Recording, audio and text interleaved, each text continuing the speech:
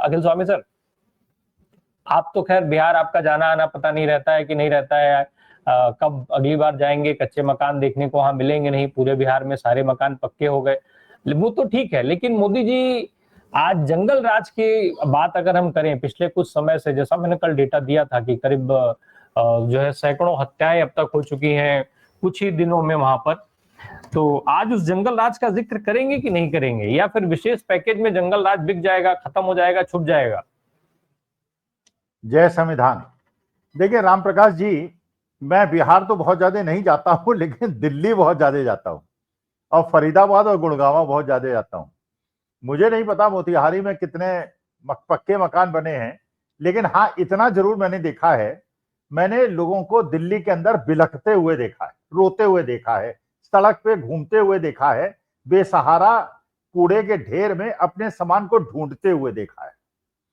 मैंने फरीदाबाद के अंदर अनंतपुर विलेज, जहां 70,000 गुर्जर रहते हैं, वहां पे लोगों को सड़क का घेराव करते हुए देखा है।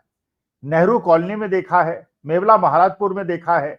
मैंने गुड़गांव के अंदर किस प्रकार से झुग्गियां तोड़ी जा रही हैं, जहां पे मोदी जी ने गारंटी दी थी, जहां झोपड़ी वहां मकान, जहां झुग्गी वहां मकान।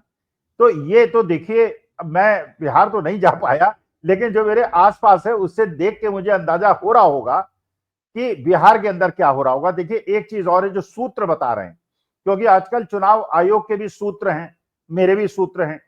देखिए वास्तविकता में धनंजय जी बताएंगे, पुष्टि करेंगे इस बात की, मोदी जी असल में ओरिजिनली बिहारी के हैं।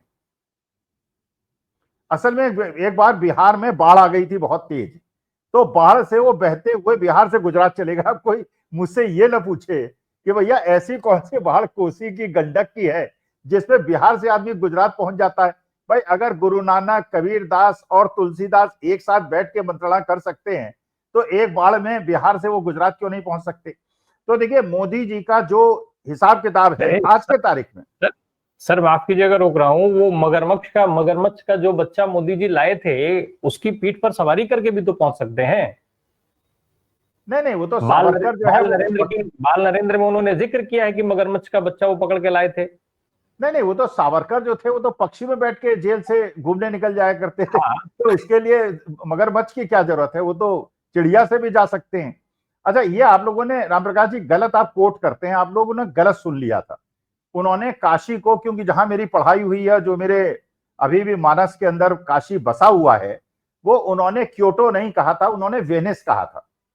और वेनिस देख के वहां पे दशाश्वमेध घाट से अगर आपको जाना हो तो आप देखेंगे वहां पे गोदोलिया से दशाश्वमेध घाट में नावें चलने की स्थिति है। और ये केवल वहीं की नहीं है, दिल्ली के अंदर, गुड़गांव के अंदर, फरीदाबाद के अंदर बसें डूब रही हैं, कारें डूब रही हैं। ये है हमारे मोदी जी के सुशासन का नतीजा। देखिए आज के तारीख में बिहार में जाके अगर कानून व्यवस्था की कोई बात करे और जंगल राज की बात करे, देखिए ऐसा जंगल राज तो महाराज मैंने कभी अपनी कल्पना में नहीं किया था।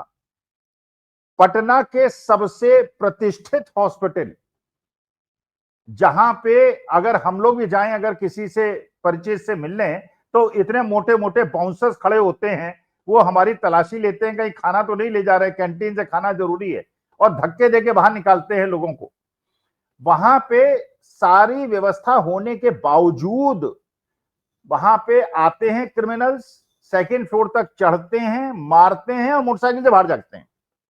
ये देखिए वही मॉडल मुझे दिखाई पड़ रहा है जो हमने देखा पहलगांव के अंदर। पहलगांव के अंदर आतंकी आते हैं, मारते हैं, आधा पौन घंटा रहते हैं, फायरिंग करते हैं, 26 लोगों को मारते हैं, गायब हो जाते हैं और पता ही नहीं चलता स्केचेस गलत आदमी के होते हैं। और उसके बाद आज तक नहीं पता चला आरडीएक्स कहां से आया था पुलवामा के अंदर, और पहलगांव के अंदर वो आतंकी कहां चले गए। और यहां पे सबसे प्रतिष्ठित हॉस्पिटल में, जो कि गांधी मैदान के बिल्कुल पास है, चीफ मिनिस्टर आवास के पास है, पुलिस ऑफिसर्स के आवास के पास है, वहां पे इतनी ज्यादा दबंगई और इतनी ज्यादा ताकत लोगों के अंदर आ गई है, अपराधियों के अंदर। एक दलित बेटी के साथ अत्याचार होता है, हॉस्पिटल में भर्ती नहीं होती वो, और उसके बाद उसकी मृत्यु हो जाती है। मतलब पिछले 10 दिन के अंदर 35 हत्याएं। ये बिहार, चलिए मैं उत्तर प्रदेश का रहने वाला हूं, हमारे यहाँ दूसरे तरह की घटनाएं होती हैं। हमारे यहाँ, आप ये बताइए राम प्रकाश जी, आप तो झारखंड, ये आपके बाकी जो मित्र हैं वो सारे बिहार के हैं, झारखंड के बारे में भी आपको, आपका पड़ोसी राज्य है, वहां भी कावड़ निकल रही है, उत्तर प्रदेश में भी कावड़ निकल रही है। एक घटना बता दीजिए जहां पे झारखंड के अंदर कांवड़ियों ने कोई उत्पात किया हो, उनके प्रति लोगों की श्रद्धा भड़कती है, श्रद्धा उमड़ती है, सनातन धर्म के प्रति श्रद्धा उभरती है कि भगवान शिव के ऐसे भक्त हैं, कहीं दंगा फसाद नहीं करते, तो भगवान शिव ऐसे हैं जो कि प्यार और सद्भाव और मोहब्बत सिखाते हैं। और हमारे उत्तर प्रदेश के अंदर लड़की को पीट देते हैं, एक गुप्ता जो आहार भंडार है उसके अंदर एक वैश्य समाज के आदमी को जाके पीट देते हैं, बसों को तोड़ देते हैं, कारों को तोड़ देते हैं, क्योंकि सरकार वहां पे इस चीज के लिए पुरस्कृत करती है, उनको माल्यार्पण करती है और ये कहती है अगर तुमने कांवड़ियों को पीटने से रोका या अपने होटल को तोड़ने से रोका, तुम्हारे खिलाफ एफआईआर लिखाएंगे, तुमको जेल के अंदर भेजेंगे। ये है मोदी जी का शासन। और ये एसआईआर जो बिहार के अंदर हुआ है, अभी तो देखिए इतना क्रोध उबल रहा है बिहार के अंदर, एक एक गांव के अंदर, एक एक जगह जो बीजेपी के कोर सपोर्टर्स थे, आज के तारीख में वो भी बीजेपी का साथ छोड़ चुके हैं। अब चुनाव आयोग को 10% की मैनिपुलेशन नहीं करनी पड़ेगी, 40% की मैनिपुलेशन करने की भारतीय जनता पार्टी को जिताने के लिए। अखिल सर, जो विशेष पैकेज की उम्मीद थी, विशेष पैकेज की घोषणा अभी नहीं हुई, इसका मतलब क्या माना जाए कि बिहार को इस चुनाव में विशेष पैकेज केवल इसलिए नहीं दिया जा रहा है क्योंकि नीतीश कुमार को खत्म करना है? अखिल सर,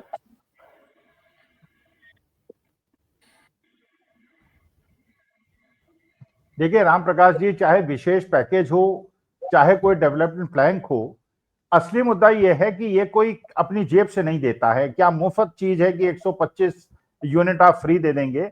ये जो है टैक्स से आता है और ये सरकारी बजट से आता है। देखिए मोदी जी की एक रणनीति तो बिल्कुल स्पष्ट है, उत्तर प्रदेश बिहार वालों को ये लटकाते हैं और भिड़ाते हैं मंदिर मस्जिद में, और सारे के सारे इंडस्ट्रियल प्रोजेक्ट ले जाते हैं गुजरात में। यही कोशिश इन्होंने कर्नाटका के अंदर की थी, जब अमूल दूध को वहां ले जाने की बात की गई थी, कर्नाटका वालों ने उसका जवाब दे दिया। आज के तारीख में जो अच्छी बात है, जो पॉजिटिव है, वो ये है बिहार के अंदर बातें ये होने लगी हैं कि बिहार अस्मिता और गुजरात की का जो आक्रमण है, इन्वेजन है, उसके बीच में यही बंगाल में होने लगा है। वहां भी ये हो रहा है कि बंगाली अस्मिता को खत्म करने के लिए ये जो षड्यंत्र हो रहा है, इसको रोकना है।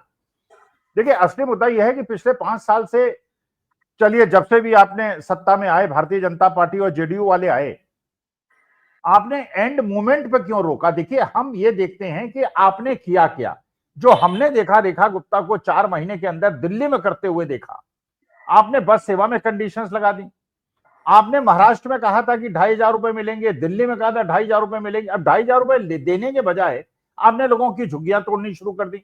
तो यहां पे आप जो है कार का एक नया नियम ले आए। अब आप राम प्रकाश जी खुद सोचिए, अगर मेरे पास एक ऐसी कार है जो 5 साल पुरानी है लेकिन बहुत ज्यादा पॉल्यूशन करती है, उसे बंद करना चाहिए, या मेरे पास एक ऐसी कार है जो कि 10 साल पुरानी है डीजल की लेकिन पॉल्यूशन नहीं करती?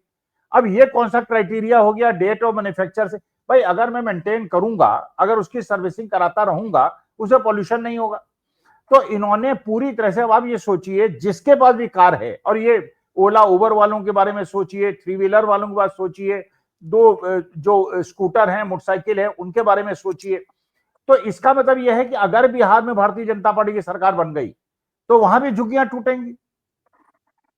अच्छा, जब मानी बात है कि लोगों को नौकरियां नहीं मिल रही हैं, उनको रोजगार नहीं मिल रहा है, तो वो कहीं ना कहीं झुग्गी डालेंगे। भाई झुग्गी के समर्थन में कोई नहीं है। दिल्ली के अंदर 2014 में हजारों डीडीए के फ्लैट्स बने थे, आज तक वो एलोकेट नहीं हुए। ना तो आम आदमी पार्टी ने एलोकेट किए, ना भारतीय जनता पार्टी ने एलोकेट। हजारों फ्लैट्स बने हुए हैं, और जो भारतीय जनता पार्टी ने समर्पण किया था, जो मोदी जी ने ला के दिखाया था, वहां पे अगर आप देखेंगे जो फ्लैट्स बने हुए हैं वो रहने योग्य नहीं। जो लोग वहां शिफ्ट हो गए झुग्गी से, वो कह रहे हैं साहब हमें झुग्गी में वापस जाने दीजिए, इन फ्लैट्स में हम रह नहीं सकते। तो जो हमारे देश के अंदर गरीब आबादी है, अब बिहार वालों को यह समझ लेना चाहिए, अगर आपने मकान, देखिए पूंजीपतियों के मकान नहीं टूटेंगे, बड़े बड़े लोगों के मकान अवैध नहीं टूटेंगे, टूटेंगी झुग्गियां छोटों की, और छोटी दुकानें टूटेंगी। गांवों के अंदर जो ग्राम सभा के अंदर, या जो जैसे हमारे यहाँ हो रहा है कि जंगल क्षेत्र है और हजारों लाखों लोगों को उजाड़ा जा रहा है, कहीं जंगल से उजाड़े जाएंगे, कहीं झुग्गी झोपड़ी तोड़ी जाएंगी, कहीं कारें बैन की जाएंगी, इसलिए कि नए मैन्युफैक्चरर अपनी कार बेच सकें। तो देखिए पूरी अराजकता की स्थिति दिल्ली हरियाणा के अंदर है। उत्तर प्रदेश के अंदर जिस प्रकार का तांडव मचा हुआ है, कहीं मकान तोड़ देते हैं, कहीं चश्मे की दुकान तोड़ देते हैं, कहीं कहीं बस तोड़ देते हैं, कहीं कुछ होता है। बिहार वालों को समझ लेना चाहिए कि अगर इस मॉडल को, मैं आपको क्या कहूं क्या करूंगा, उससे ज्यादा इंपॉर्टेंट है कि अखिल स्वामी ने अपने जीवन में पास्ट में क्या किया है। उसके पहले रेखा गुप्ता जी को देख लीजिएगा बिहार वासियों, और जिनके दिल्ली के अंदर मकान टूटे हैं उसमें 60% लोग बिहार के हैं। बिल्कुल।